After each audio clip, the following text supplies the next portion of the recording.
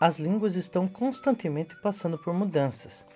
Recentemente, em 2016, o Acordo Ortográfico de 1990 passou a entrar em vigor no Brasil.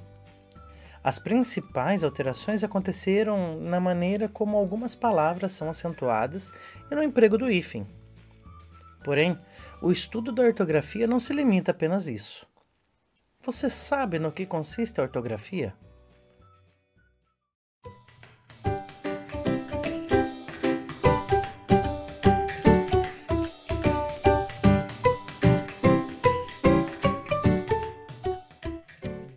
O nome ortografia é de origem grega. É a junção de orto, que quer dizer correto, e grafos, que quer dizer escrita. É fácil inferir, portanto, que a ortografia é a área da gramática responsável por estudar a escrita correta das palavras. É de responsabilidade da ortografia estudar e delimitar as regras de acentuação gráfica das palavras, o uso correto das letras na escrita dos vocábulos. A ortografia é uma parte muito importante da gramática. Por meio dos chamados acordos ortográficos, países que compartilham a mesma língua estipulam normas comuns para manter os idiomas próximos, pois do contrário eles iriam se afastar consideravelmente com o passar dos séculos, uma vez que cada um deles estipularia suas próprias regras. É fato que, sem acordos ortográficos, chegaria um momento em que os brasileiros não entenderiam os portugueses, ou os portugueses não entenderiam os angolanos, e assim por diante. Além disso, a existência de uma ortografia também assegura que o idioma não sofra mudanças drásticas dentro do próprio país. Imaginou se cada brasileiro tivesse suas próprias normas? Cada um falaria uma língua diferente, de modo que um falante não entenderia o outro. Por isso é tão importante a existência de uma gramática. E pensando nisso, é que nós vamos agora fazer uma pequena análise da ortografia correta de algumas palavras. O uso dos porquês. Na língua portuguesa existem 4 tipos de porquê, que eles são empregados da seguinte forma.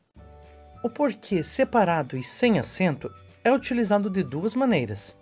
A primeira maneira mostra que ele pode ser utilizado no início de uma pergunta. Vamos dar um exemplo. Por que tenho que saber esse assunto? Observem que ele está no início dessa frase. A segunda maneira em que o porquê separado e sem acento é utilizado é quando ele pode ser substituído pela expressão pelo qual ou em as suas variações. Vamos dar alguns exemplos para que você possa entender melhor. Observe essa frase. Não sei por que ele veio. Por, não sei por qual motivo ele veio. Então observe que aqui é uma variação da expressão pelo qual. Vamos a mais um exemplo. Ninguém soube dizer por que ele foi demitido. Nós podemos reescrever esta frase trocando pela expressão pelo qual. Ficaria assim: ninguém soube dizer por qual razão ele foi demitido. Porquê junto e sem acento. O porquê junto e sem acento é utilizado em respostas. Ele pode ser substituído por palavras como pois ou pelas expressões para que e uma vez que. Vamos dar um exemplo de cada uma dessas expressões. Primeira frase. Porque é muito importante para o meu conhecimento. Ou porque não estudei o suficiente. Ou então, porque esses alimentos fazem bem à saúde. Agora vamos fazer algumas substituições deste porquê junto e sem acento pelas expressões para que, ou uma vez que, ou pois. Vamos lá. Não fui ao cinema porque tenho que estudar para a prova. Na frase ficaria: não fui ao cinema pois tenho que estudar para a prova. Então eu faço a troca deste pois pela palavra porque junto e sem acento. Não vá fazer intrigas uma vez que prejudicará você mesmo. Trocando esse uma vez que pelo porquê ficaria: não vá fazer intrigas porque prejudicará você mesmo. porquê separado e com acento. O porquê separado e com acento é utilizado em perguntas no fim das frases. Vamos dar alguns exemplos para que você possa relembrar. Você gosta dessa matéria por quê? O almoço não foi servido por quê? Não fez a prova por quê? O porquê junto e com acento possui um valor de substantivo, sempre vem acompanhado de um artigo e pode ser substituído pelas expressões o motivo ou a razão. Vamos dar um exemplo. Gostaria de saber o motivo dele não falar mais comigo, ficando gostaria de saber o porquê dele não falar mais comigo. Ou então, diga-me uma razão para não fazer o que devo. Ficando essa troca pelo porquê, diga-me um porquê para não fazer o que devo.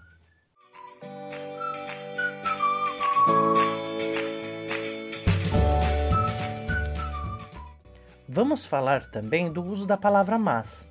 A palavra mas, ela tem o mesmo significado que a palavra porém. Usando na frase, ela ficaria assim: Flávia treinou muito, porém não venceu a corrida. Se eu for utilizar a palavra mas, eu poderia trocá-la então pela palavra porém, ficando assim: Flávia treinou muito, mas não venceu a corrida. A palavra mais com i, ela tem um significado totalmente diferente da palavra mas. Ela é o contrário da palavra menos. Ou seja, toda vez que eu for utilizar uma frase relacionada à quantidade, eu sempre vou utilizar a palavra mais com i. Vamos dar um exemplo. Eduardo comprou mais doces para a festa. Se nós fôssemos escrever a frase ao contrário, ficaria: Eduardo comprou menos doces para a festa. A palavra mas, com acento agudo, é o plural da palavra má, de maldade.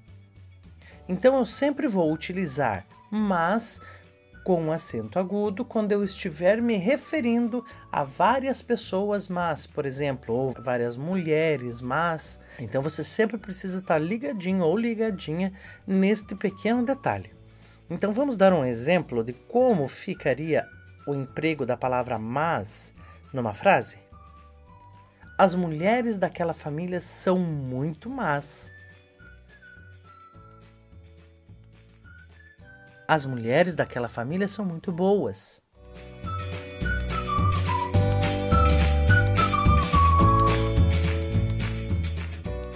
A palavra mal com L é o contrário de bem. Usando o exemplo em uma frase, ficaria assim: Maria está passando mal. Ou então, Maria está passando bem. A palavra mal com U é o contrário de bom. Por exemplo, foi um mau negócio vender essa casa. Ou então, foi um bom negócio vender essa casa.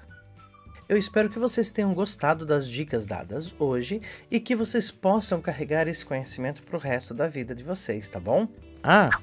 Não deixe de se inscrever no nosso canal e de deixar o seu like aqui, tá bom? Um abração e até a próxima. Até mais!